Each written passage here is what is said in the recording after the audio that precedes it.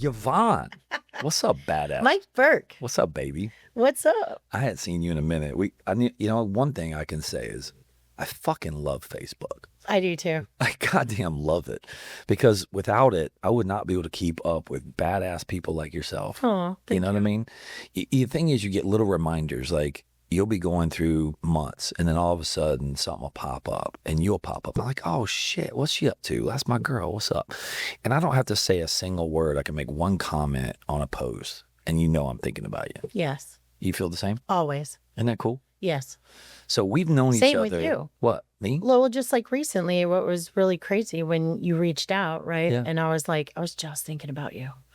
And it was because I saw, what was it? Well, you were like doing these big shows, and by no surprise, you've grown Sunstoppers and now the tent company, right? You're promoting the tent company. And I'm always just like, look at this guy, look at him go.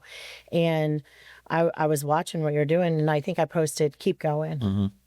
You did. I reached out to you and you said that I had touched you somehow and that you inspired you to get off your ass and start doing something. And we're going to replay some history. We met almost 20 years ago. It's like crazy? It was 16 to 17 years ago, I think, if I'm not mistaken. And you worked for this little podunk company called ADP. Isn't that right? Who was it? I think at the time I was working for Yellow Book. Oh, was Yellow it Yellow Pages? Book? Oh my God. I was selling Yellow Pages. Holy shit. Did you ever work for ADP? No. That was somebody else? No. I thought you, for some reason, I had you in my brain. I knew you were selling me something, but I was like, I thought it was payroll services. So you and I are a lot alike in another way, where we do create these narratives in our head. And like, I get so convicted to like, no, this is how I totally met this person. Yeah. I'm like, please. And then they're like, no. And I'm the same way. I'm like, please correct me, because I have a horrible memory. I remember everything, and I remember faces and people. Same. But I consume so much. And I think this is kind of goes back to this ADD thing, is I think people with ADD or ADHD, we're consuming everything. Like in this room right now, I'm consuming everything in this room. I want to get to know her. I want to, like all of it, right? It's happening. And I want to experience every part of it in every moment. And I think that's where it kind of comes from. But we're in overdrive. We're in overdrive all the time. Yeah. All the time. So you worked for the Yellow Book? Yellow Pages. Yellow Pages? Really? Holy shit.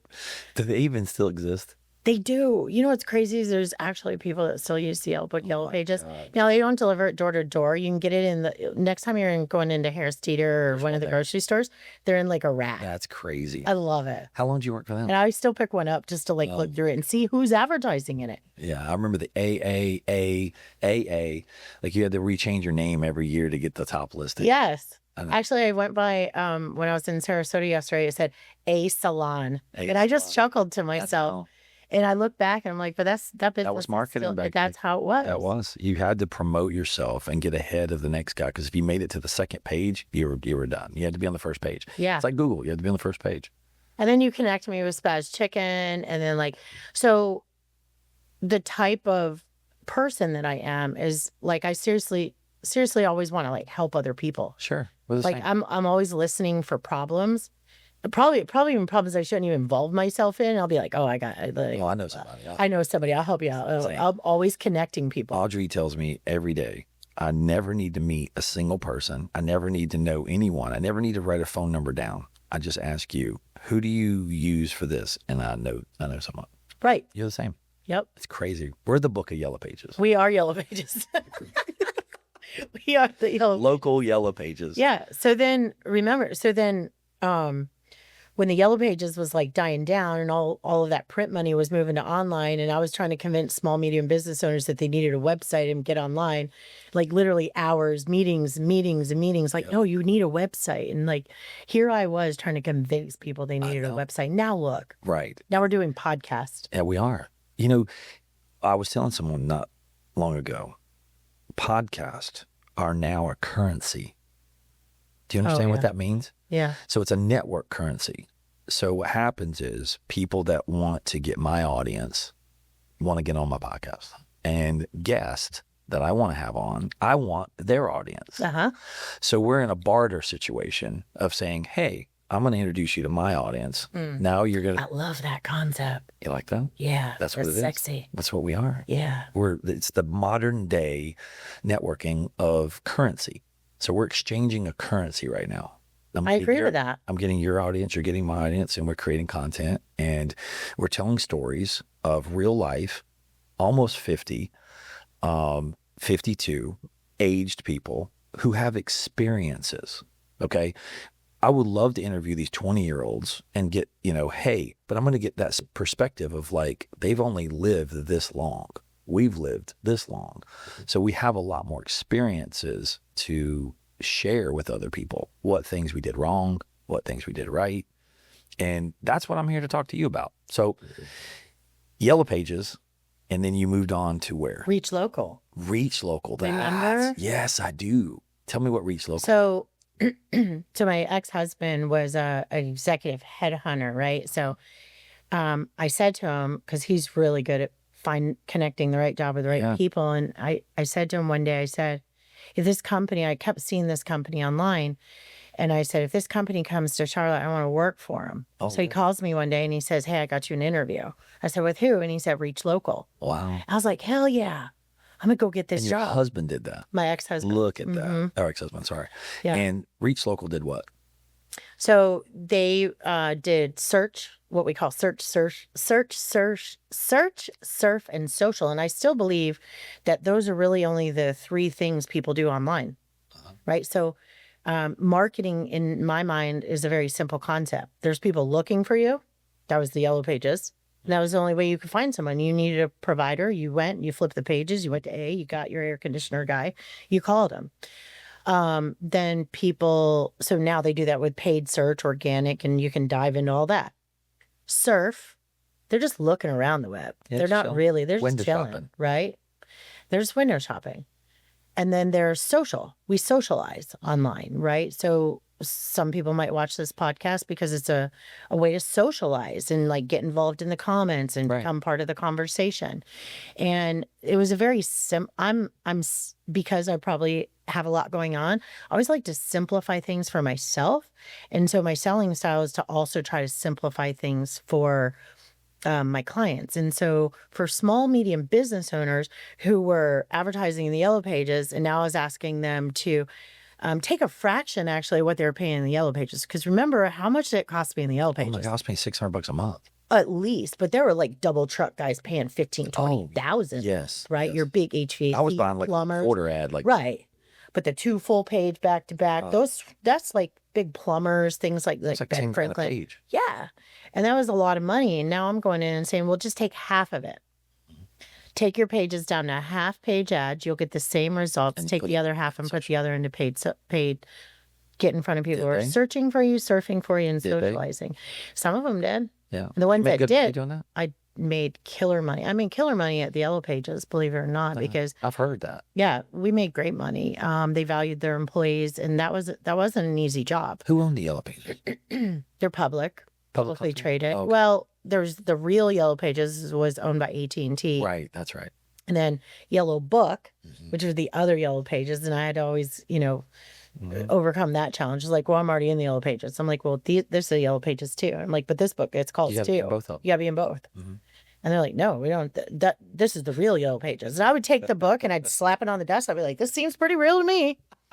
Right? Like, that's how I'll get a little No, what you dramatic. do is you go to A and go, well, is that one of your competitors? Yeah. Is that one of your competitors? Yeah. Is that one of your competitors? Right. Well, they're going to get more calls than you. Yeah. I had a client tell me one, he was like, well, take me out of the book. I don't want to be in the book. I opened up, ripped out the page. I'm like, you're out.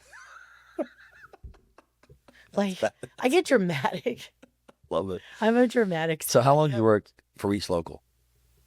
Or go Yellow Page. How long? So right before Yellow Pages, I owned my own Nextel store down in all right, let's back up just a little bit. So I was in upstate New York right before I moved here. Yeah. I worked for Nextel Partners. Okay. They were building out all the secondary markets. So Nextel was building out New York, Chicago. Nextel Partners was building out like Rochester, Syracuse, all your little cities in between. Chris, my ex-husband, got a job down here. I'm an Army brat. He's like, you want to move to Charlotte? We'd only been dating like 6 months. I was like, yeah, let's go to Charlotte. So we moved here. We had $250 to our name. We were so broke. Oh my It was God. crazy. His mom gave us 50 of it, 200 plus 50. To move. Had a $800 U-Haul on my mom's credit card, pulling a tow behind with my car, with my cat in the car and my dog in between us in the seats. We moved down here. We moved right into his boss's house because he was, or his apartment, because he was moving into a house. Everything just fell into place. And then I went to work for Star 104.7, Kiss 95.1. I was helping. This was like during the syndication of Ace and TJ. Nextel called and said, hey, do you want to come to work here in Charlotte? Now this is Nextel, not Nextel Partners. I was getting on with the big dogs. So I went in there and I worked in the indirect channel. So I would go in and I would support Staples, CompUSA. Remember CompUSA? Those are old. They were over here on Independence I do remember Boulevard. that. So I would just go to store and I would train their executive or like their floor people in Office Depot and Staples how to like sell Nextel, how to call in and activate the phone and all that. And I was like, and then I would do the third party independent owners. I was supporting them, helping them kind of build their business, how to market the product. And I was like, you know what? I'm going to just start my own Nextel store. So I went down, started my own Nextel store right over the Buster Boyd Bridge in Lake Wiley. Yeah. It was sitting Yeah. right there next Near to Harry. T-Bones. Yeah, right there by T-Bone. I know. And so, sad story, my mom passed away and I came back and I was like, you know what? I just want to be an employee. I literally did. I just didn't want to. Did you sell the store? I sold it Yeah. right before 2008. So this is like 2007. Yeah. Made a little bit of money, put it in the bank. Went home that night, told my husband, I said, hey, I sold the store today. He said, what? You sold your store today? And he's like, You did didn't you even make tell any him? money? No, I didn't even Oh tell my him. God, that's It was my store. It wasn't his store. You're a badass. So, Oh my Lord. and I was just done. Like I wanted to be an employee. Cell phone business That's was rough. badass. Okay, that's a cool story. So this, and this. Reach local. Reach local. How long did that last? 3 years. Yeah. What happened there? So, I was there and we were selling search, surf, and social. So we had some pay-per-click product that we were selling. I was working with Spaz Chicken on like designing display ads. Well, him and I were business partners. Right. I was doing my marketing thing, and Yeah. he was my graphic designer, and he still is. He still Yeah. works for me now. He's amazing. Yep. And so you were doing that. Go ahead. And every business owner that I went and sat with, their website sucked. Mm-hmm. And I was driving all of these impressions and clicks through to their website. At Reach Local, they have this really fancy technology that if someone clicked on an ad, it would reach out, grab the website, and it'd put a filter over it with a phone call so I could hear every call driving into the business. Uh-huh. So, their website sucked, and then the people answering the phone were even worse. So many people still today are terrible. It was horrible. And I'm like, and so I'd go in for renewals. I couldn't make much money unless someone was spending anywhere from like 5 to 10,000. My average customer was spending 3 to 6. So I was trying to grow my clients by consulting and like really getting involved in their business and saying, hey, your website is swinging and missing. We're bringing you the leads. I need you to renew, and I need you to renew, and I want you to give me another $2,000 a month. I want you to go from $3,000 to $5,000 a month, and you're going to get better results. And meanwhile, we want to work with your employees. I want to work with your employees. And so I ended up coach them. Yeah. And Reach didn't offer the coaching part. It didn't offer the web design part. I wanted to kind of do it full circle and like really consult SMBs. And so I called a handful of my clients, which one of them was David Stoffel with Preferred Floor and Tile, and said, hey, I'm leaving Reach. Mm-hmm. And David at that time said, well, why don't you come over and talk to me? I want you to run my little flooring store. Didn't I introduce you to him? Yeah. I did. Isn't that crazy? No, I was telling. Well, there was like, it was like the perfect storm. See, this is how this always happens, right? Yes. And I called him, but then you knew him. So it reassured, right? You So cold it's called about, him. I called him. I think you called me. You said, "Don't you know this guy?" and then you seal the deal because that's what you do, right? You're like I love it. looking for influencers to help build credibility. The cold call works because you get the connection, but when you can relate to that person quickly and be like, hey, we're kind of connected to the same And David was people. just building his business. I know his mom was Oh, he was involved, early. and he was early on, just got a warehouse and was just getting started, not too long in the business. And he would call me and talk to me a little bit. And I'm not saying I coached him, but I gave him some business advice on things I had made mistakes on and things I was doing. And he valued my opinion. So he's a serial learner. He values. Love him, man. He's a he great listens guy. and Last time I saw him was at the mountain bike trail. One of you got injured, didn't you? Didn't one I'm of the you one get who got hurt? injured. You got injured. Yeah, I broke my back, broke my That's both of you pelvis. crazy. Yeah, I'm nuts. I'm still adrenaline junkie. Like I wake up and I'm like, what am I going to do today? Attack something. I want to fight somebody every single day. I think didn't he get hurt and fall too? Didn't both of you fall? Maybe. I don't know. He probably did too. No, he did actually. I do remember talking to him, and I think he got hurt and he was just getting back on the bike. Yeah. So same thing. I'm actually biking today. You are? Oh yeah, of course. No, that's amazing. So you've been at Preferred Flooring, and what did you do there? Your role? So I know nothing about flooring. Yeah. Zero. But you know people. You know sales. People. You know process. What I didn't know was a P&L. You didn't? No, because You can't spend all the money. You got to save some. I'm a business. I'm biz dev. I'm a revenue generator. I'm not an operator. So for the last 13 years, I pretended to be an operator. I was pretending. I was faking it. So when you got there, what did you do? So the first thing I did is I was sitting up at the front and I look over and Daniel Ray, who was one of my sales guys, kept sitting over at this table. I'm like, why is this sales guy still in here? Why isn't he out cold calling? Why isn't he like how? And he'd be sitting there on looking on graph paper, and I'm like, what is he doing? And he's like, he was doing takeoffs, like flooring takeoffs, and I was like, that guy should not be doing takeoffs. He's too talented. He needs to be out in front of people, networking and developing relationships. So you solved the problem. You saw what he was doing. You turned around and said, hey, we need someone to be doing this. And you hired somebody to do it. And yeah. Perfect. Yeah. Well, then I just reallocated that type of activity to someone else. That company was probably, I'm not going to know their numbers at all, but I'm going to say when you took your position there, that company was probably maybe $1 million in sales. A little under $1 million. But it was about 748,000 that year. And it's probably what, a $10 million company now? You could more than that. You could say a little bit more than that. I know. It's okay. I'm trying to keep the numbers under control. It's an 8-figure business, double digits. We went back went backwards the last couple of years, the real estate industry. I changed the business. So at that time we were Carpet One, and if you wanted flooring, we'd sell it to anybody. David, being really smart in what he did with his other business, was understood and learned you got to be really good and get really laser focused on something and then go in high volume. That's right. Right. And so he came to Daniel and I one day and he said, this is cute. The business you guys have built is cute. It's a lifestyle business. So you'll do good. He'll do good. I probably won't make any money in it, but I'm okay with that. He said, or you want to build something bigger than us. And Daniel and I were both like, let's build something bigger than us. Like, I wasn't interested in a lifestyle business, making $100K a year for me. I'd already done that. I wanted to grow people. I wanted to grow markets. I'm going to like go big, go home. Right. I want to build a brand, and I'm a brand builder. That's what I am. I know. I love that. So, and with the underlying current of being a problem solver. And now with ACP and Palisade, those shower systems that I'm selling. Yeah, I want to get into that in a minute. Yeah, Let's go back to. So we're going to go at what you did there, and then you had Carpet One, and then what else? Preferred Flooring. So I took us out of the Carpet One because it's just a different model. We couldn't go B2B with that price. So you went point. wholesale. We went single family rental.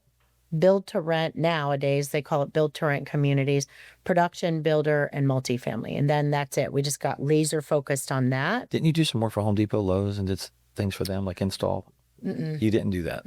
Okay. That's his other business. That's his other business. Okay, gotcha. So you ran this business for him, but he has another business, and you weren't involved in that one. So he was a labor force. Correct. For Home. So we're a material and labor. Got it. And then he's his other business. Company? His other business is Service Pros. Service Pros. That's right. Installations group. Yep. And they still run that big. They're a labor only and that's amazing company. Amazing business. And he has a group of people that helped him grow that. And that took a lot of hustle at the beginning. Still running it? Yeah. That's awesome. Yeah. Yeah, that's great. I knew he had multiple businesses, but I thought it was under the the one company. So he separated all the companies. Yeah, they were all different businesses. Got it. And he also started ERX. He has a restoration business Love as well. it. That's awesome. And again, it was about, so with Preferred, we were just this little, we were the backup plan is what we were. If Things didn't go well. if things didn't go well with those other things, it was kind of the backup plan because he was smart enough to know that. And he actually kind of pitched it to me like that. Like, he's like, I want to make sure that, not only are our people taken care of, our families are taken care of, having multiple things happening because you never know what's going to happen. David is a genuine guy. He is. He's an amazing guy. So you took this little business from 700 and what did you turn it into after how many years? 10 years? 13 years. 13. So you worked for 13 years. How many employees did you have when you started versus how many when you left? Oh, he had his mom, his sister, and Daniel Ray, and 2 others. There's 5. How many did they have when you leave? 52. 52 employees. Yeah. See, this is why I like doing a podcast because people need to hear shit like this. They go, this girl didn't know shit about this business. Not a thing. And you came in, you had 5, and 3 of them were family members. So you only had 2 real employees when you first started to 50. And you grew at 13 years. Jen and Miss Barbara would be real upset to hear say that they weren't real employees because they were doing a lot of heavy lifting. No, I'm saying they were family. Yes. They're vetted. Yeah. Right. Yeah. And so you've left the company recently in the last 4 or 5 months? March 31st. Okay. And 13 years, you ended your relationship and you went home, you cried, drank a big bottle of wine and got depressed, gained 50 pounds, lost 80. And you're now here as a champion, like fucking murdering life. And I reached out to you and I'm like, what the hell are you doing? And so tell me right now, what are you doing and how did you get this little startup thing going? I want to hear the elementary version where the customers or the podcasters, the people out here in the world, I want them to hear what you did and how you lucked into this and how you have the luck of the world on your side. And you, when I emphasize luck, it's not luck. I don't believe in luck. We radiate things to come to us because when we project out what we want, we get it. Have you ever read the book by Brian Tracy, The Luck Factor? I have not read that. It's a great book. It's old. If you and I met 20 years ago, then that book's 35, 40 years old. Yeah. I was like in an Amway. Yeah. I think I got it in an Amway book or something. So explain to me, when you got home, you were like, oh shit, now what am I going to do? Oh, I pulled out of Freedom Drive and I looked up, I'm a Christian faith. And I was like, now what? Yeah. I literally did that. Did you give him the finger? No, but I was mad. You're mad at him? I was real mad at him. You're like, fuck you. Yeah. I'm like, what? Now what? I'm not real religious, but the thing is, I know there's a God only because this son of a bitch is going to fucking make me to live to 100. I'm already in enough pain now. And he's like, hey, bro, you're going to live to 100. We're going to make you go through pain, like real pain. Because I can't even get up in the morning, have time to stretch, go to the gym, do my cold plunge, do chiropractors, massage, and then just to function.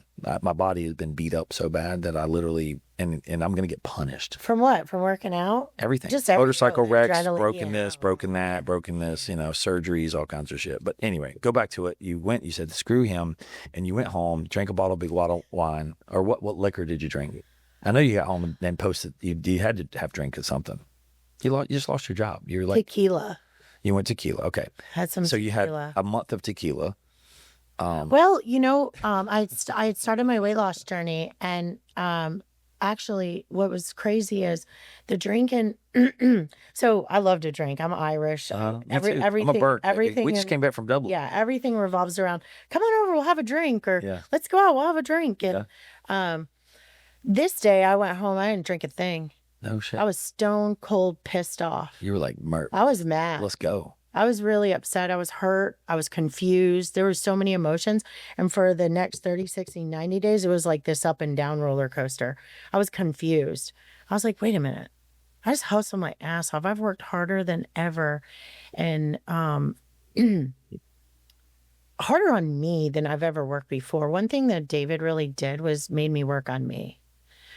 He recognized very early on that I wasn't an operator. I was a serial salesperson. There was a lot of unlearning David had to work on with me. And it was somewhat, right? So I have like this drive mentality. Salespeople are way different from operators, right? I don't, my high five is my paycheck. I don't need my boss high fiving me every day. I'm going to get up every day. I'm going to be harder on myself than anyone else is ever going to be. My boss at Reach Local, when I told him I was leaving, he's like, good, go run someone else's office. Because he's like, stop trying to run mine, right? Because we're always like, I mean, that's just how we are. Your best salespeople are going to be probably your neediest salespeople. They're going to be the most high maintenance salespeople because we're always trying to get them to change the rate card, do a deal. We're always trying to negotiate and do different things. Like, I got this deal done, but then we're going to go off rate card, or we're going to do this, or because I'm always looking for a fair triple win, right? If my client and I think we can, if we can do it, let's do the deal. Why do we got to stay in this rigid little rate card? Right. Like, let's get this deal done. Let's close the deal. Let's close the deal. So, so you're back and forth, up and down. see, and I'm still, what you see me hesitating just a little bit because I'm picking and choosing my words, and I actually want to stop doing that a little bit more. Okay. I think I started doing that a little bit too much, and I lost myself a little bit somewhere in the way. And so reflecting over the 90 days, the last 90 days, I've been like, who am I? What am I going to do? And here's what happened. Comes out of your mouth. Just say it. So here's what happened. My brother called me, and this is about 2 weeks after leaving Preferred, and my brother goes, didn't you see some product that didn't need grout and da-da-da? Oh, that's right. And I said, yeah. So while I was at Preferred Floor and Tile, I was working with one of our clients to vet a new product for shower and tub systems. And I was working with a couple different manufacturers, and ultimately for build to rent, it didn't math, the one manufacturer I was working for. So I went out to a show in February, and I told my client, I said, hey, let's take a meeting with this other manufacturer. I think they have a product that'll math. They're new in this industry. They don't really sell. They're doing retail. Let's dive in and see if they can put a program together for the industry, not just for you, but for the industry. And so, and I figured if I could bring this client base to the manufacturer would give Preferred better pricing, and we could really dominate in the industry. So I was advocating for Preferred to be one of the first people to embrace the product and then take it to market, and then we'd pick up all the labor on it too. So it was more of that. And then while solving a problem for the customer, because grout's horrible. Finding skilled trade labor is impossible when it comes to tile. That's a skilled labor set. It's not throwing LVP on the floor. So my brother called me, and I was like, yep, let me call that manufacturer. I called the manufacturer, picked up the phone. I said, hey, my brother's interested in this. And I said, can you give me a price on this? He gave me the price. I marked it up, I think like $4,000. Called my brother back and said, hey, yeah, this is what your price will be. I called the guy back. I said, can you set me up as a distributor so I can sell this to my brother and mark it up and make some money? And he said, oh, well, we'll just put the markup on it and I'll cut you a check. And I was like, okay, good. And who cares? I mean, it's your brother. The value, he's going to pay for it anyway. It doesn't matter. Right. So, I just sat there, and Patrick came home that night. I was like, dude, I made $4,000 today, and I made 2 phone calls. But in reality, I didn't make 2 phone calls. I just spent the last year vetting this product. I knew what problems it solved. You built a relationship. I built relationships. Yes. And so when I asked Rob, the CEO of the company I work for now, will you set me up as a distributor? He was like, well, why don't you help us go into this industry? You're pretty networked in this space. Why don't you help us? And I was like, yeah, I'm kind of burnt out on being an employee. I don't know. I was just thinking like, maybe I'm going to go back and do my own thing. Maybe I'd already launched a website within 2 weeks for Brand Labs, which is my marketing company. I'm going to go back and do some marketing. And I was like, I don't know.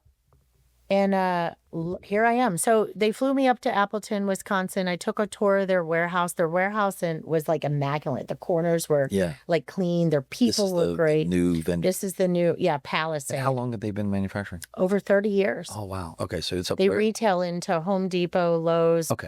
So go into this little space and go with it. So he flew me up there. I spent a half a day with them. I asked my dad to fly up with me. My dad hung out in the hotel. I went and met with them. And then my dad went and I went into Chicago. That's where he's from. And I ended up taking the job, but So you took a job. I took a job. So now you're an employee again. Yeah, a little bit Equity in different. this? So it's not equity. Any deal I bring to the table, I'll get paid for life, Life. whether I'm there or not. So this is a royalty deal. So it was more about what value could I bring. So the thing is, one negotiating skill that you just brought up that the audience probably doesn't understand is you negotiated. If I bring you a deal that you didn't have, and this is going to be a deal, if I leave this deal, I still want royalties off of it. That's badass, baby. Thank you. That's awesome. Thank That's you. called knowing what you're worth. Yeah. Well, because equity doesn't pay unless you sell or there's some major event. So how many within the accounts have business. you opened up so far? And you've been there, what, 3 months? Yeah. So I'm working on a handful, couple. Right now we got in the pipeline. I don't know, a couple thousand showers. Couple thousand showers. Yeah. And what is this system? And we're just. I mean, that's a handful. That's nothing compared to what you're going to do. Yeah. You got big dreams. Yes. Getting in with the big builders. And Really this. big. So what is this product? What does it do? So what this product does is it shaves days off production schedules. Okay. One of the big problems in tile right now is finding skilled labor. I know that sounds funny because it's It is. It's our industry is the same. I mean, I could open up 10 more tent shops if I had really good skilled guys to do it. to tent. Yeah. Yeah, and that's a skill. Not you can't. You can't go to you can't go to AI, hey, can you subtract this for me? No, it's something you have to manually do and put on. Like I'm telling you, the most valuable people on this planet today are heat and air, plumbing, electrical, tradesmen, and they're worth more than doctors. Well, and if you find a skilled tradesman, it doesn't usually align with the production schedule because that guy's booked. And you got to get on a schedule. If you tell me these 3 days I need you and your product doesn't show up, sorry, bro, you're going to have to get on the back end of the cycle and you're now 6 weeks out. Yeah. Again. Well, the labor in it, the product's probably not even the problem. It was the problem. It was, yeah, it was for a while. But with the labor, good guys are booked. And in this industry that I'm laser focused on is single family rental and build to rent. Those production schedules, do the math on rent. The rent. If you miss the rent, you miss the one time. day. So some of these owner operators own huge portfolios. Some of the largest owner operators own over 100,000 homes. If 1% of their homes are not rented for 1 day, how does that math? And if that's because 1 day, because your production schedule is missed because of any of your trade labor. So as a value provider at Preferred, we always talked about shaving days off production You schedules. do this with apartments. Yeah. Oh, 100%. So apartments. So my buddy paints Multifamily. apartments, and he is always calling me. I'm like, hey, bro, you want to get together? Oh, yeah, no problem. He calls me back. Hey, man, I got to cancel. I said, what? I had 3 apartments call me. They got to change. They got to turn, and I got to go and paint. And so they can't turn the apartment unless they paint the apartment. So he That's right. literally has to go in and they supply the paint. He supplies the labor and he comes in and him and his wife go out there and kill it. And he's been doing it for years. And he scaled. He did get a couple vans, scaled back, got tired of managing employees and problems. And it was burning relationships. So if you get the wrong employees, you could burn an account by having the wrong employees. Oh, yeah. So he was like, you know what? I'm just going to go small, do it all myself. Well, in this business, you either stay small or you go big. There's no in between. And small really doesn't scale. Well, it's hard to be profitable unless you're better staying small, staying in retail because your margins are better. So you can do less jobs. Right. If you decide to go big, and when David said, hey, do you want to build something bigger than us? What he learned by working in the retail space was you need high volume. Right. And I won't say low margin, but profitable. I think you need both. You need both. What happens is that I've been running my business for 30 years and we do car dealerships. We tent all the cars at the dealerships. And I do this for lots of dealerships across the country in Arizona, Texas, and in Charlotte. And I was heavy 20 years ago into the dealer business, and then managers would leave, systems would change and they would cut me out and I'm screwed. I had like 10, 15 guys. I had these processes going. I was, holy shit, now I'm out of, 10 guys don't have work. And I'm like, now what am I going to do? Well, I had to get rid of 5 of them. I kept 5, opened some more retail stores, and I went 80% retail. Yep. So I'm never going to go beyond 80-20. I'm 80% retail, 20% wholesale. B2B. And I have to be 20% wholesale because the wholesale money for our business supports us in the off season.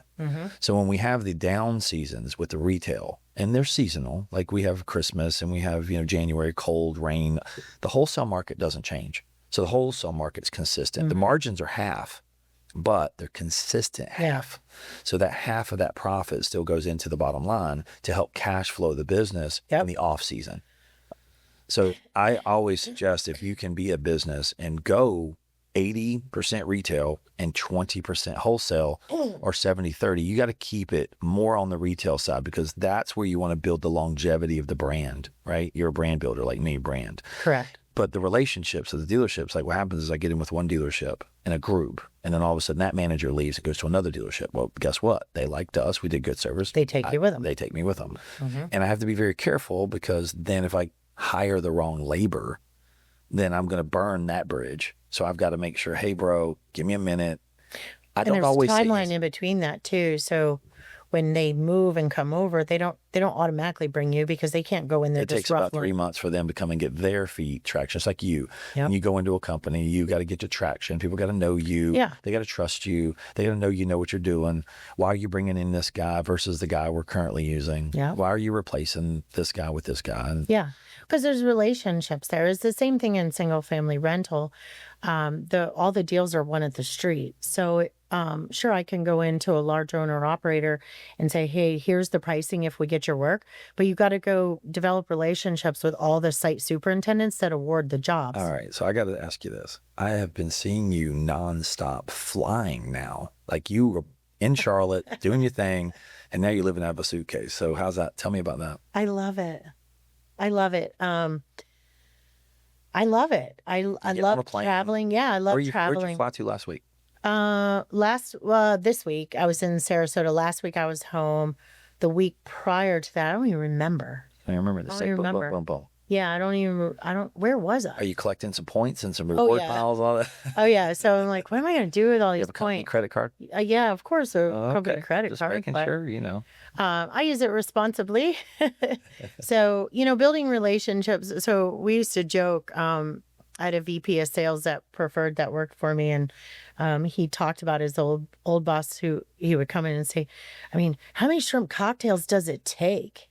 And it's like, I mean, as many as they want, right? It's like, but developing relationships, I'm a big advocate of like creating experiences. Yes. And it doesn't always mean fancy dinners. I mean, let's go shoot guns. Let's go do stuff, right? Like, but sometimes it doesn't have to cost a lot of money. So one thing that I've learned over the last couple of years is that when you get higher net worth people, and they can buy anything they want. That's right. And so you can't take them to any restaurant they haven't already been to. So if you do something unique and special to you, we built a big bar in Texas, and we have one here in North Carolina, and we're building one in Arizona.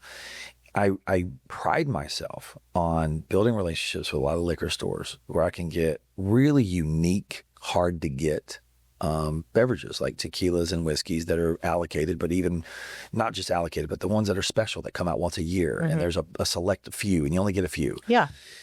When I bring over people that are bourbon collectors and love to taste, and they come over, I don't have anything I can offer a guy with a private jet.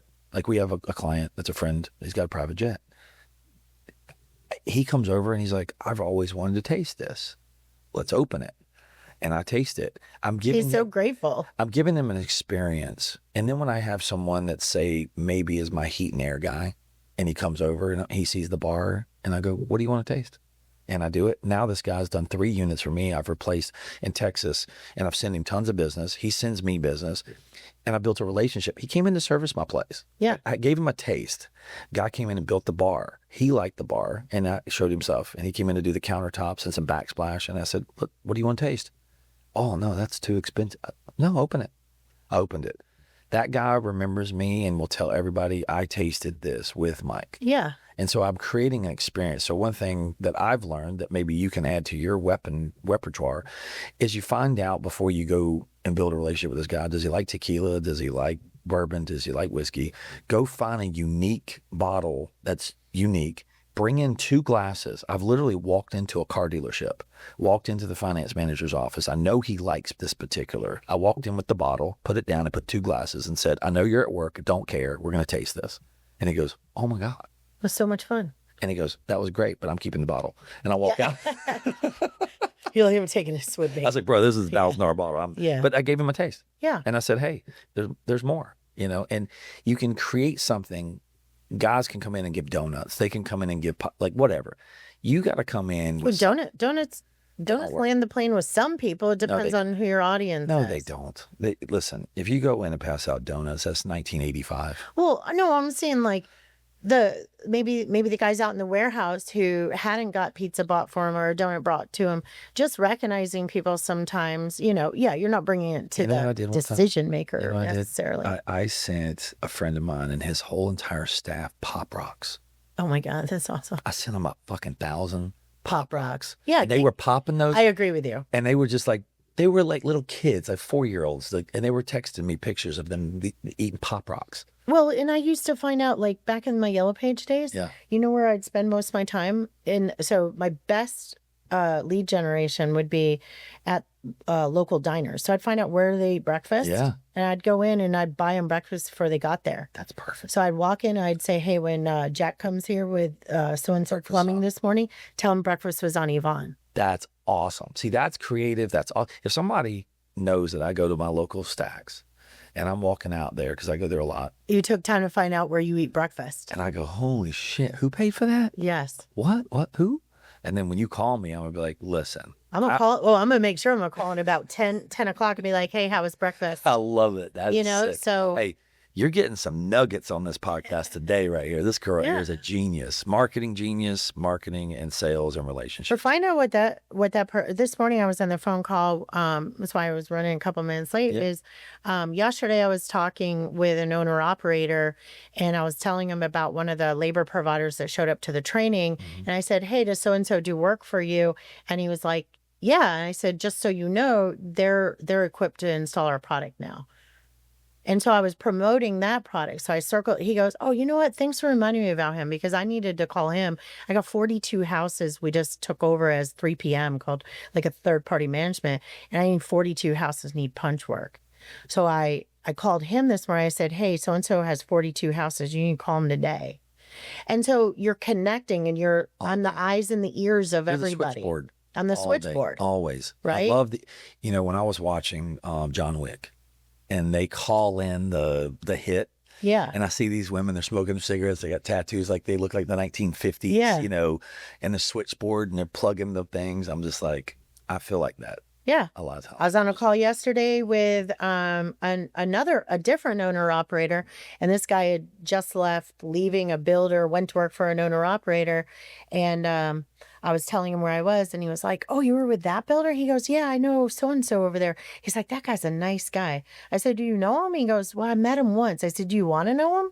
He goes, yeah. And so I fired off an introduction email. I was like, hey, y'all already know each other, but I think it's time for you to reconnect. Do you like to do fired off emails? I'm doing 3 Sometimes. I do text. So what happens is like if I want to introduce someone to you, right?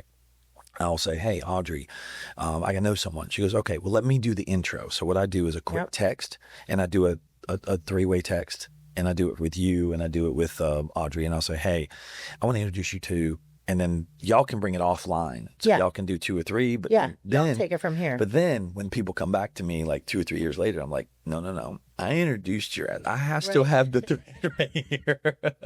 Royalties. It's royalties, right? That account. Royalty. I just opened the door for how many accounts for you? All right, come on, man. The royalty doesn't always come in money, and I think that's where people. Right. It comes in just being a value, like in the real estate market, it's like we're an industry and together we're stronger. And so the more we're all networked, the better we totally are, agree right? with that. I'm so aligned with that. Right. I don't want to keep score to where I feel like it's a scoreboard. Oh, it's really incredible. I don't give. Well, my dad taught me a lesson as a child. I don't loan money usually, but if I do, I never loan it with expecting to get it back. Mm-hmm. My dad said, if you're ever loaning money, you're giving the money. Right, it's a gift. It's a gift. I have been burned. I've lost relationships, and I had a friend come to me not too long ago, and I gave him some money, and I said, hey, you don't owe me. I said, this is a gift. Yep. I said, if I take it out on loan, you're not going to pay me. Yeah, I don't ever want to run the risk of it impacting our relationship. It will. It does every time, and it tarnishes relationships. I still have good relationships with certain people that I've loaned money to, and they tried to pay me back a little bit, and they still owe me, and they know they owe me. And it's awkward. It's awkward because eventually they'll go, hey, I know I still owe you that money. And I'm like, well, you just took a vacation. You just bought a pool. You just did this. You just did that. Right. I'm like, you had the money to pay me. Right. You just chose not to. You chose not to. Because you think I don't need it. Mm-hmm. That's crazy. And I feel like, okay, well, if the bank gave you the money, they would want it back regardless. Well, they're going to come get it. Right. They're going to own your house that you just bought. And I'm going to end on this. When people ask me for money and they're friends, I go, do you want my friendship or do you want a loan? And I said, what do you have to barter? Now I turn it into a pawn shop. And I say, you got some guns at your house, right? I said, bring a couple of them over, man. I'll store them for you. I'll hold them. I'll hold them. I said, just bring a couple of things over. I said, you know, there's a couple of things in your house. Last time I was there, they said, you know, the artwork that's over there. I said, bring me a couple of things over there. You know, so I'll just take them. Just acquire assets. Right. Yeah. And so when I do this, then they don't want the money. Okay. So they change their tune real quick, and they go, well, you know, and I go, listen, I want you to understand that we're now no longer friends. I said, we're now business partners. And I said, now I'm in the business of giving you something, a loan, and until you pay the loan back, we're not friends. And I say this to people now. I map it out to them as clear as day. I said, do I add more value to your life? Do you want me in your life? I said, because if you don't pay me back. What's more valuable, my money or my friendship? Or my relationships, or my doors that I can open for you, right. And the things I can do for you for the next 10, 15, 20 years, right? Is there more value in burning it, or is there more value in keeping it? And I said, if you really need the money, I said, I'll help you. I said, but it's not help, it's a gift. But I don't gift anymore. And unless it was like my son or like, you know, somebody really, really tight to me, and I'd be like, hey, bro, here, if you need this, take it. And it's just, I'm helping you. So I can't ask to borrow money. If I'm going to borrow money, I'm going to go to the bank. And I I'm would going to borrow never money. in my life ask a single person for money. I don't think I'm built to ever ask someone for money. Well, and I think, so I had really good salespeople. I sold cars when I was 19, 20, 21. I sold cars. And in there is, my boss taught me like, oh, you need more money, sell a car. Just go, there's so much opportunity out there. You could go to Craig's. I mean, I could probably be an Uber driver by noon and go make money if I had to make money. Correct. Right? Like there's so much opportunity out there. And so I'm a big Grant Cardone fan for years. And I'm not a big fan of it. Some people aren't. You know, I understand. I'm a fan of his principles. Yeah. I'm just not a fan. Same. I'm not a fan of how obnoxious he throws it in your face. He can be. And then I'm not a big believer in some of the things that he says. I believe owning real estate is the best thing. Owning a home is the best thing that you can do. It grounds you. It gives you stability. And then it gives you comfort and safety to move on. So if you don't have one home, he's like, oh, why would anybody want to buy a home? Use that money and da-da-da-da-da. Oh, living in, his concept around. Not owning a home. Well, he wants you to own. Rent and use your leverage. He's saying take it and own investment homes, but don't go out and buy the big fancy home for yourself. Right. But I mean, there's a lot of truth. Probably have There's a lot of truth in that. There is a lot of truth. I see where he's going. And I have said to many, many people, when I get older, and I'm 52, probably by 60, I don't want to own a single thing. I don't want to own a home. I don't want to own a car. I want to rent cars. I want to rent homes. I want to rent whatever I want. I want to use them and give them back. I don't want the maintenance. I don't want the upkeep. I don't want the insurance. The thing is, when you think about it, I have a home, right? Well, I have to insure the home. It's a depreciation. It has to, the upkeep on, if you look at the heating and air, you got to replace the heating and air. Yeah. Okay? Then you got to replace the roof, the windows. Then you got to do the flooring. Things are going to wear out. And as they wear out, you got to replace them. And then you've got to secure them. Then you have security cameras. You got surveillance.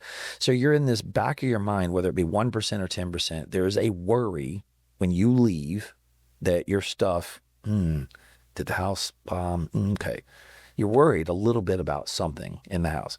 If you can live a life to where your house burnt down tomorrow and you didn't blink an eye, that's where I want to be. And I think that's that was, so I know, because I mean, I'm like master certified in this whole system, but the concept is you're taking up cranial space that you could be taking and putting toward generating revenue and doing other things.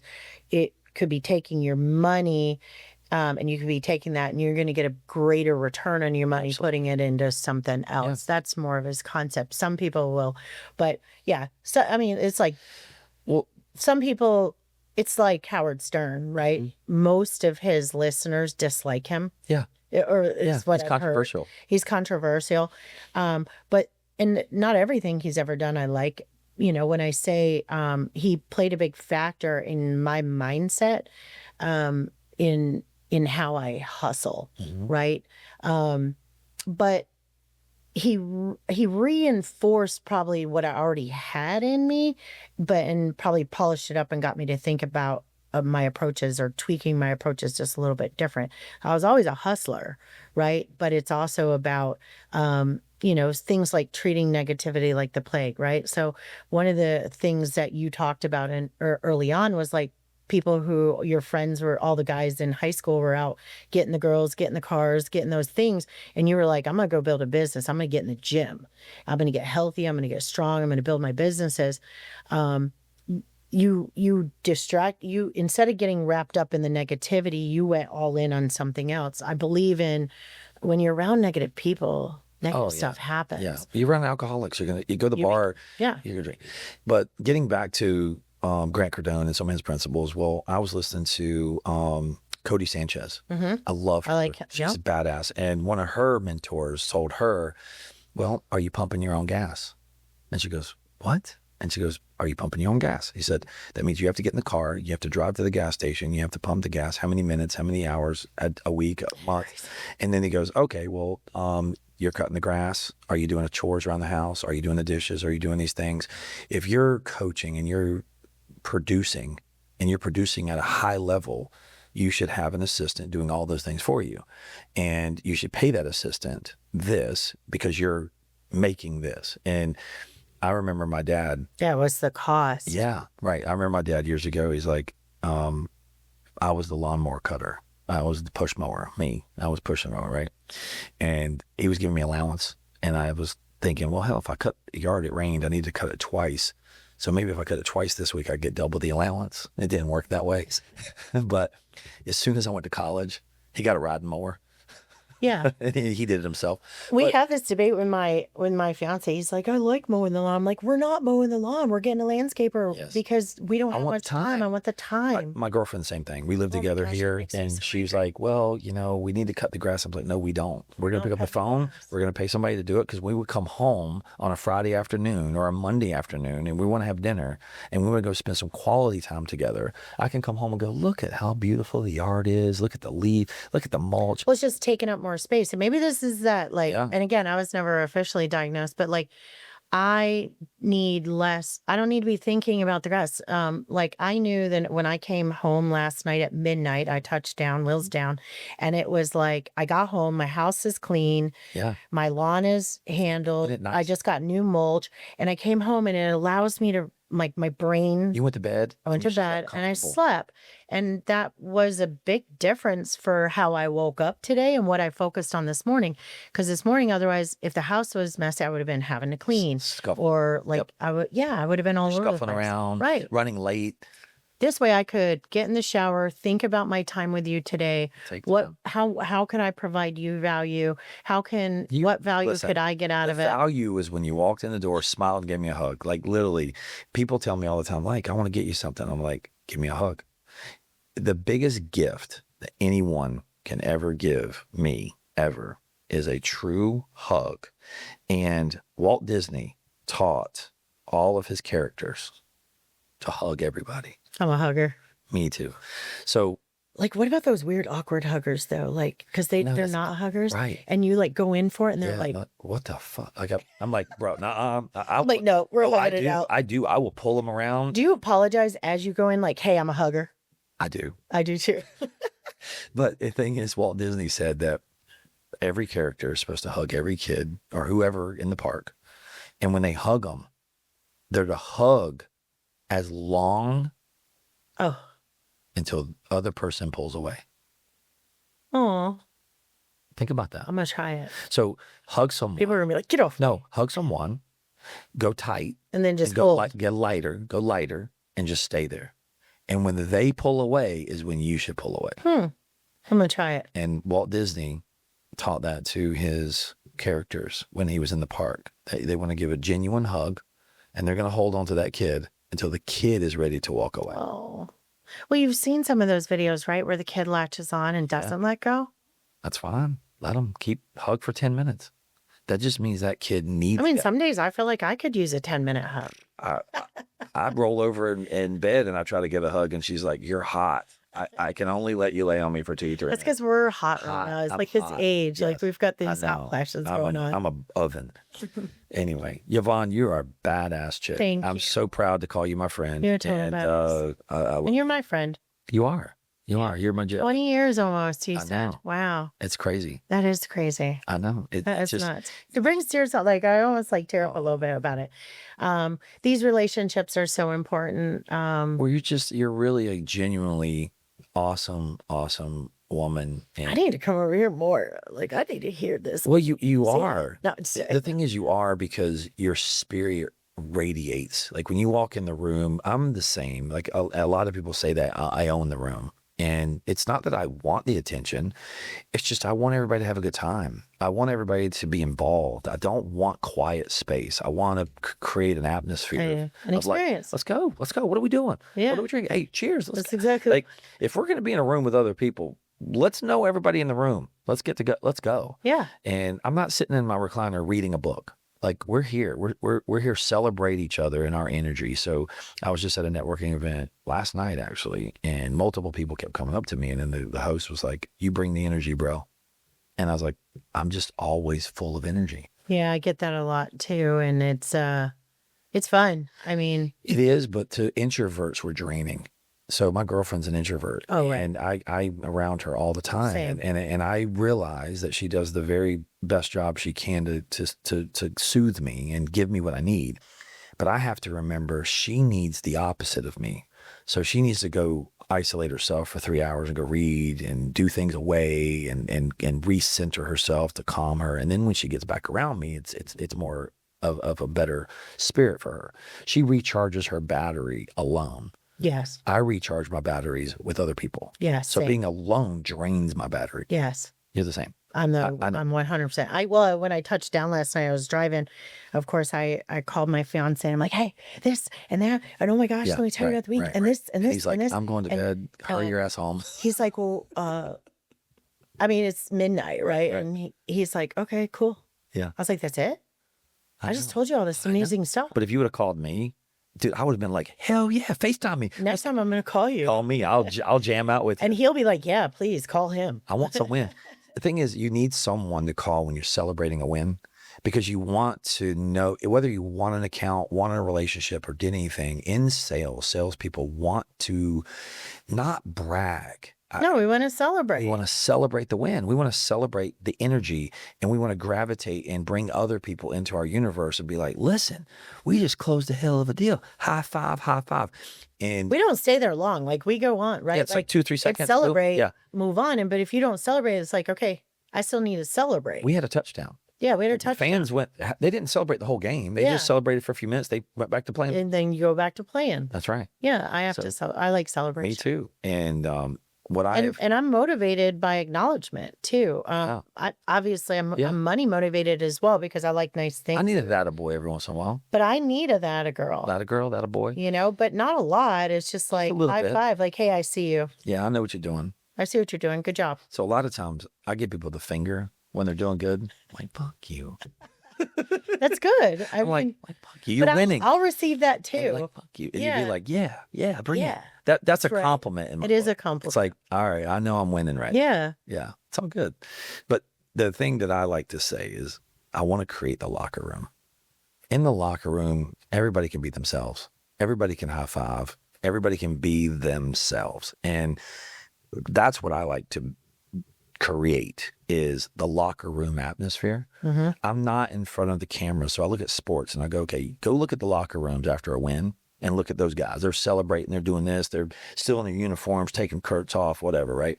And then they go into the media. They've already showered. They're clean. They're back.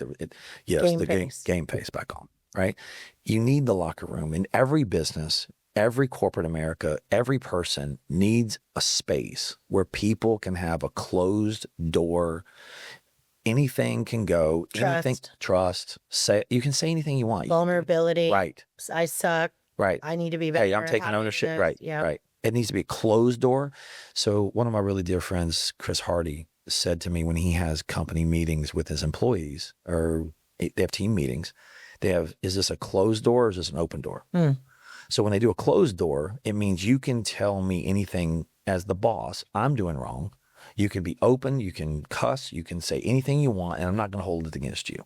It's going to be, let's throw it all out. And then an open door means that we have to keep everything above board. Yeah, copacetic. Right. But if it's a closed door, it means I need to get this shit off my chest today. And isn't that what home is for you, right? You come here, you can, I mean, you and I are, everywhere we go, there we are. Everything's right? open. It doesn't matter. It doesn't matter. When you have a level of trust with certain people, there's no doors. There are no doors. We're open and closed any second. Any given time. I can turn around, close the door, open the door in 3 seconds, and me and you will have. But to your point, those introverted, like I've become more aware of that. Like I used to just show up as me and probably just bulldoze people in a room, and I have to be really careful with that. I'm learning. It's with age. Yeah. You know, we 50s. You're starting to go. You start to be like, oh man. God. You walk out of the room, you be like, man, I just ran that guy. I really have to mature. Yeah. Gosh, those books I'm reading are working. They really are.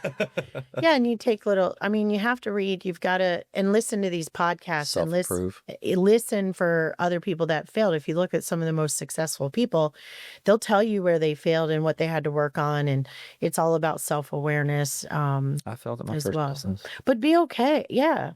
I mean, I hope I get up today. I'm going to fail at something today. Yeah. And I hope I learn from it. I hope I recognize that I failed so that I can learn from it. Yeah. Yvonne, it was awesome. Thanks you. For having me. I feel like I looked at you the whole time and said, camera. I forgot the camera's even there. You and I could stay here for days talking. We got to wrap it up, though. Yep. Hey, all right. Thank you so much. Real Talk with Mike Burke. Thanks for tuning in. See you next time. This guy.